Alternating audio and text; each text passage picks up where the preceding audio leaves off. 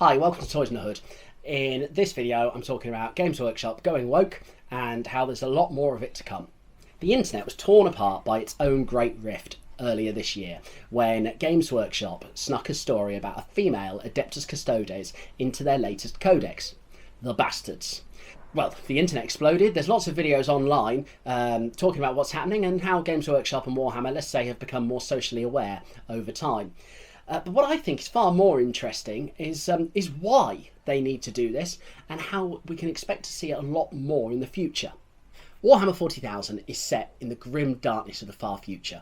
A fascist empire is ruled over by a corpse revered as a god that sends out elite superhumans to purge the heretics and suffer not the unclean to live.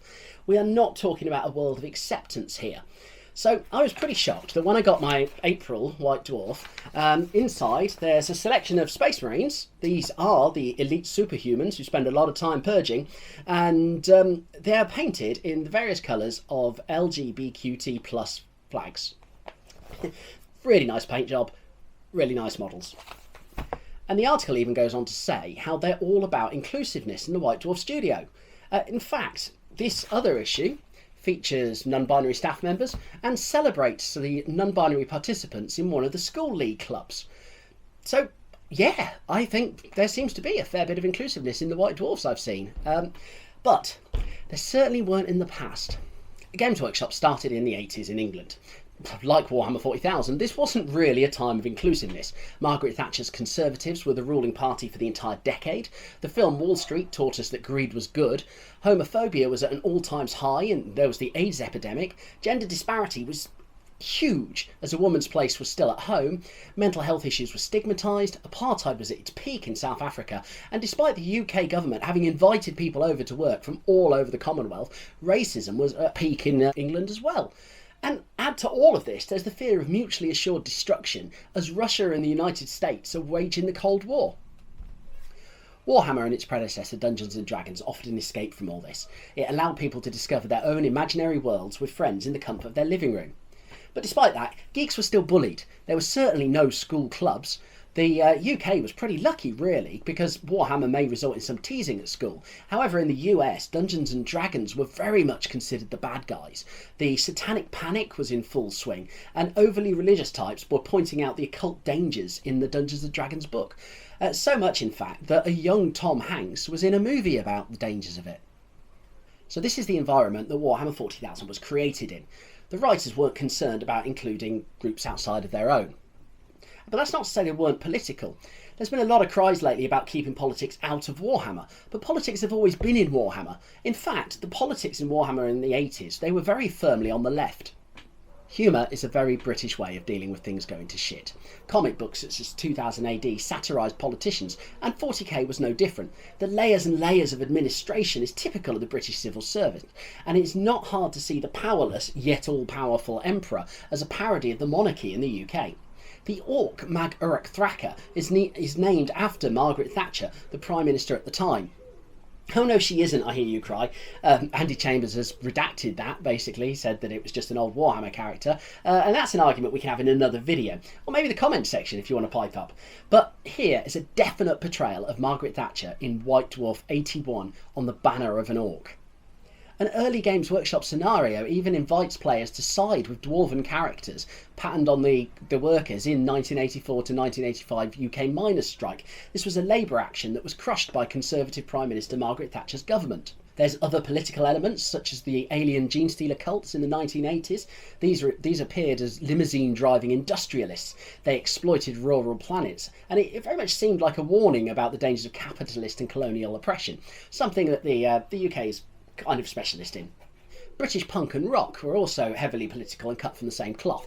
Indeed, many Games Workshops were sold in Virgin megastores where they'd be alongside the latest albums. Games Workshop, in fact, even had their own record label at one point. They had the bands D-Rock and Bolt Thrower. Bit of an aside, but the guitar in one of the early Bolt Thrower albums was even played by the legendary Brian May of Queen fame. But I digress.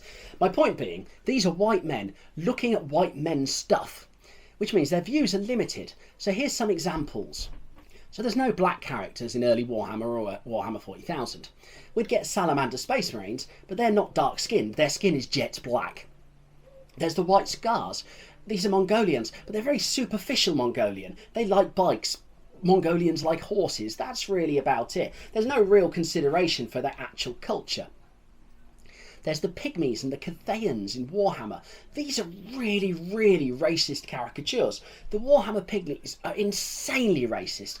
I was going back and forth about whether to even share these images, but I think they get my point across really well, so I'm going to do it. I don't think anyone is going to say that these images are okay nowadays, though. There's other caricatures as well. The Bretonnians are caricatures of the French, the Tillians of the Italians, and the Tomb Kings of Egyptians. The gender roles of Warhammer are simple. There's male heroes, and there's very few women at all, which is very much in keeping with the fantasy novels such as Conan, Lord of the Rings. At the time, only men can fight on the front lines in a war. Fortunately, we're all equal now, and anyone can give their life for their country, or their country's shareholders. These guys grew up on comics such as 2000 AD, Charlie's War, Warlord, Commando, and Eagle. These are boys' own comics, and they'd often depict the brave allies against the evil Axis. And this carries into Warhammer 40,000, where they make fun of Nazis by using their logos, building a fascist society full of countless layers of administration. And it's important to note that the people who are writing in the 80s, they'd have been in their 30s, so their parents may well have fought in World War II. I'd imagine the idea of anyone seeing any of Warhammer 40,000 as anything but satire would be pretty inconceivable to them. The same with the inspirational quotes that are scattered throughout Warhammer 40,000. At the time, I think they're intended, well, at the time they're clearly intended as satire, let's be honest, but I don't think they've aged well. So we have pain as an illusion of the senses, despair an illusion of the mind. Suffer not the unclean to live. Blessed is the mind too small for doubt. And then the rewards of tolerance are treachery and betrayal. The last one is spectacularly dark, mainly because it was recently delivered by a fellow who looks like he's just finished a shift at the local Ku Klux Klan. And then the Space Marines are very manly men. You know, they're built from the heroes of history and Greek myth and legend.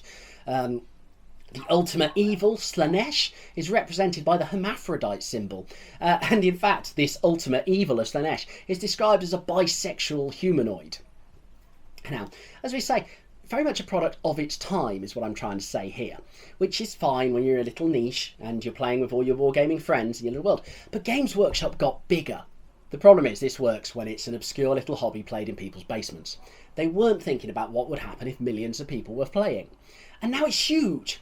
COVID did Warhammer a huge favour. There's a television series on its way. People seem to have more spending money for hobbies and more time to engage with them.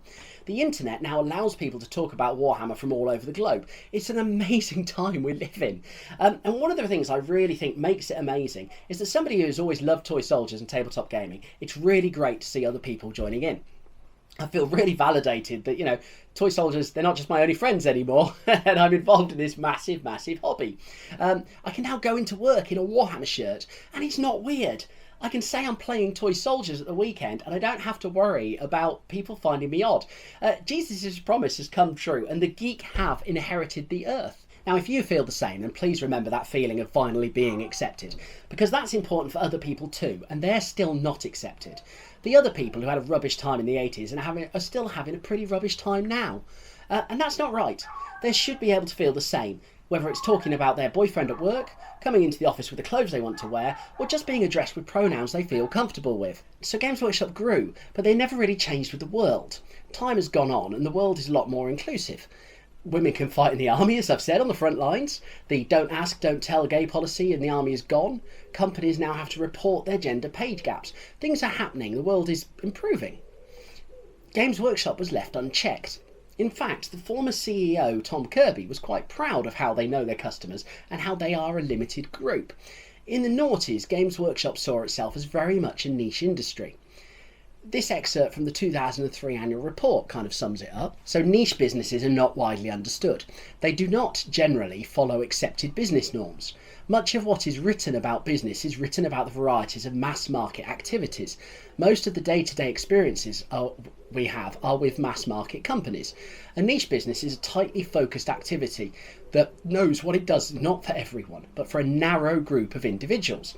It knows that quality is more important than price and that respect for the customer is paramount. It knows that the mass market advertising is expensive, and for niche businesses it is ineffective compared to the power of word of mouth.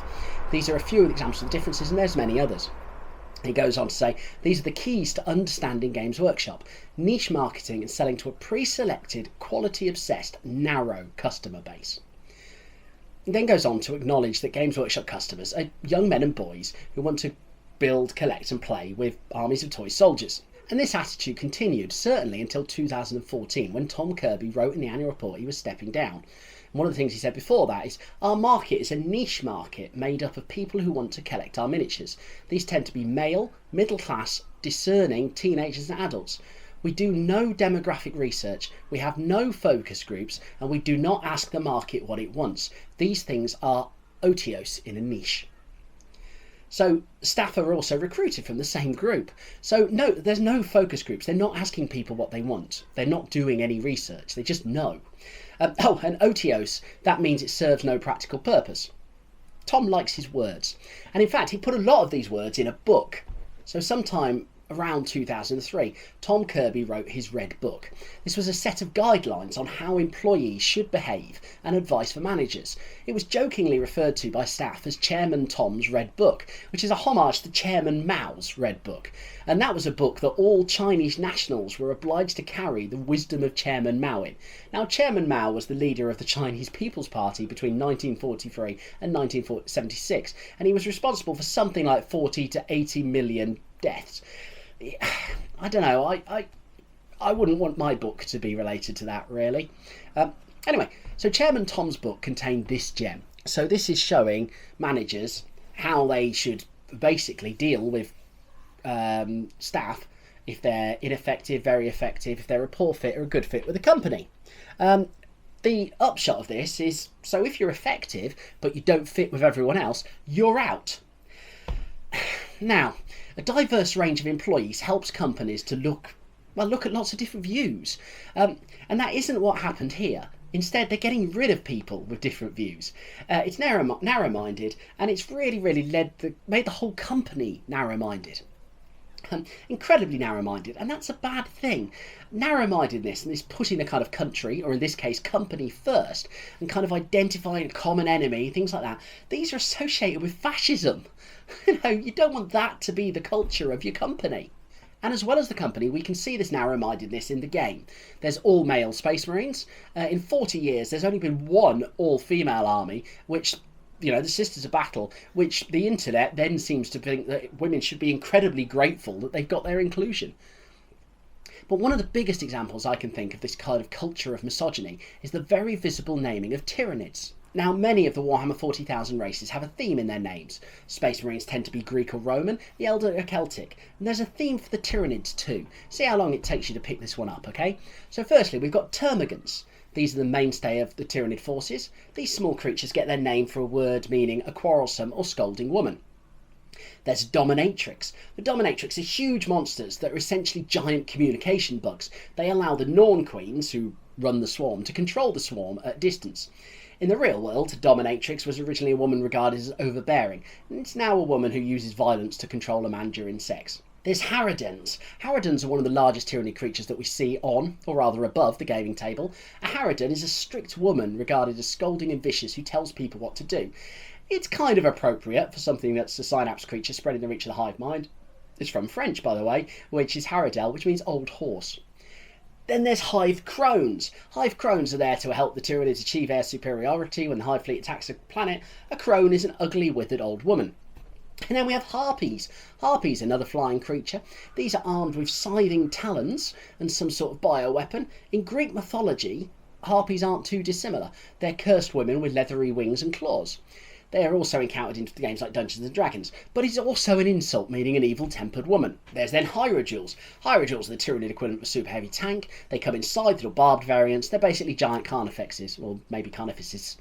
They're designed to smash through enemy fortifications. In ancient times, a Hierodule is a slave in the service of a temple, often performing religious prostitution. You've got a carnifex. Carnifex is a Roman executioner, which doesn't fit with the theme we've had so far, but there is a thornback carnifex, and this shoots bugs out of its back.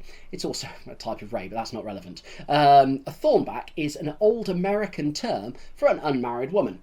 Now, we're not talking a young unmarried woman, that's a spinster, but we're talking a really old unmarried woman, one that's over 25. And then there's the Viragon. The Viragon, so this isn't a mainstream monster. This was in the card game, the Sabretooth Warhammer 40,000 collectible card game many years ago. The Viragon gets its name from the word virago, and that originally meant warrior woman. And in a flattering kind of like, hey, you're as good as a man kind of way. But like most of these words, they've turned bad, and now it means more unruly. If you kind of think Taming of the Shrew, that's where that comes from. So a bit of a recap for all of you at the back. There's a termagant, which is a scolding woman. There's a dominatrix, which is an overbearing woman, a harridan, which is a vicious woman, a harpies, which is a shrewish woman, hive crones, which is an ugly withered old woman, hierodule is a type of prostitute, the thornback carnifex is an old unmarried woman, and the viragon is an unruly woman. So these are all terms for women, and they're not particularly pleasant ones at that. In fact, they're terms that only apply to women. There's no male equivalent.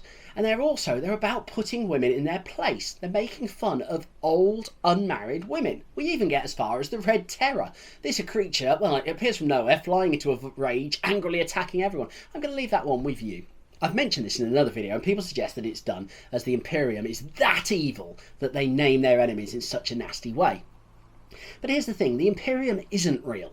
It's all made up by real people. Now surely it's not hard to not name the nasty alien race after derogatory terms for women. So this isn't satire, there's not a message here. The design studio have, over time, decided to make misogyny a theme for the Tyranids.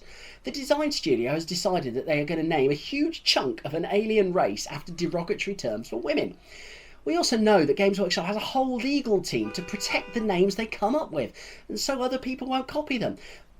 But that team will have seen this team of intelligent lawyers will have seen these names, and they've decided that it's okay as long as they can protect their IP. So this isn't just one member of the design studio who's named an alien race after they've had a bad date. This is a symptom of an underlying culture of misogyny. There's other examples as well in the 90s. There's the Dark Eldar. Early sculpts of the slaves on Asdrubal Vex's Dais of Destruction were topless. And then another character, Cruella the Vile, was sculpted in such a way that stores actually had to be worn to paint her in a certain way, as otherwise she's just wearing lacy stockings, basically. So this model is okay, and this one is not. So remember, we're talking about a toy shop here. So not only is this going to put women off playing Warhammer, but what sort of message is this sending to the kids who then play this game? We see female Space Marine debate, which personally doesn't bother me in the same way as this. Marines are very much about expressing the worst of toxic masculinity. And fascists, well, they deserve to be made fun of and ridiculed. Although the embrace of fascist symbolism is questionable. I could probably do an entire video on this, but the Imperial Aquila is essentially this. And so many of the other symbols are straight out of the Nazi playbook. Before the comments get filled up again, I'd just like to say that I do know that Romans used the Aquila before, as did Napoleon. Now, they're not exactly great role models either, and secondly, the Nazis did touch it last. When you're producing a small number of exclusive games, the satire is clear, but as things grow, let's say you have 200 plus shops and you've got a school league, you need to make it very clear. Or what you could do instead is build your head office, use it on the front of the logo, make your head office look like it's the Reichstag in 1940s Germany. To paraphrase Archer, do you want fascists? Because that's how you get fascists. Do you want ants? Because that's how you get ants. This company culture isn't just in the studio. The stores aren't inviting either, at least not at the time, and not inviting to everyone. A policy of putting stores off the high street means they're quite dingy. Ultimately, when your staff aren't paid much but are there for the love of toy soldiers, their heart isn't really into cleaning. The gaming tables also attract kids coming in, kids who also may not be the most socially adept. For years as well, it was considered a good gaming session if all the kids were shouting and getting excited. This in turn makes a less welcoming environment for someone to come straight in off the street. If God forbid a girl did make it through the door, then they'd often be greeted with, "Oh, are you here buying something for your boyfriend?" And that's of course if they were greeted at all and not just stared at. And staff weren't pulled up on this. In fact, it was more the opposite. Several times a year, the managers would get together for a retail conference in the head office in Nottingham. When presenting with PowerPoint, it was actually common practice to include porn in the slides. And this practice only stopped when a female HR employee who was in the meeting complained. I mean, think of the audacity to subject someone like to that. Surely someone would have thought it was a stupid idea, but it was encouraged. In one meeting, they even got a group of cheerleaders in for the managers. So, at this point, Warhammer was not for everyone. And this isn't just supposition on my part. As I've said before, I've worked for Games Workshop for a few years, starting in 2006 in their international sales team. Within my first few weeks at Games Workshop, I went to an Eastern European country for a team meeting. Let's call it Middenheim. And I was told that Middenheimers are a friendly group of people, and it was important to give them a big hug when I met them. Now, as a reserved Englishman, that took quite a bit of effort on my part. And in fact, in our kind of after-action review when we got back to Nottingham, I was asked what I'd learned on a trip. And I said that I was really kind of pleased that I'd left my comfort zone and I'd given the Middenheimer a hug. And at that point, my manager and another colleague burst out laughing. So the Middenheimer was something of a homophobe, and they basically told him I was gay. And in fact, that carried on 2 other occasions. In performance reviews, I was asked if I was gay. Now, I'm not sure a gamer without a girlfriend is a particularly unusual thing, but what I do know for sure is it's no one else's business. But Games Workshop had created a corporate culture where it was okay to ask that. Now, with 15 years later, time's come on and Warhammer seems to be in a much better place. It's not had its Me Too moment yet. I kind of wonder if there's one due at some point. But yeah, things are they're improving. Tom Kirby has left and the new CEO has conducted market research, and in fact in a recent annual report he even covers diversity in the staff. In fact, diversity training is now compulsory for all new staff. Although, as I've said earlier, I think it's the old staff that are actually the problem. Non-binary players in both gaming clubs and working for Games Workshop, as I mentioned, are in White Dwarf. And the old guardian of intellectual property has left, so there's more scope for change. The author, Aaron Dembski-Bowden, stated that this guardian of IP had vetoed the female custodes in the past. Now, it's worth noting that since this person left, we've been getting loads of cool new models, loads of cool new games. The old days of just having Warhammer 40,000 Lord of the Rings games are well past us, and it's pretty sweet. Pyramids are still missing from the old world, though. The stores are more inviting. They're open and bright. Not having gaming clubs in store actually makes it easier to pop in without tripping over school bags and listening to schoolboys shout abuse at each other. With bonuses paid to managers, they seem to get, less awkward staff, which makes for a much nicer experience. The Aquila is gone from the head office. It's been replaced by the Stormcast symbol. And this hits the same beats, but it doesn't have the historical connotations. We now have black-skinned ogres, space marines and guard, and these aren't just novel conversions, they're actually in the Codices books. And the racist caricatures have gone, and those that remain are a lot more fleshed out and treated with a lot more respect. Take the White Scars, we get a lot more background for them now. There's more to them than just space marines who like motorbikes.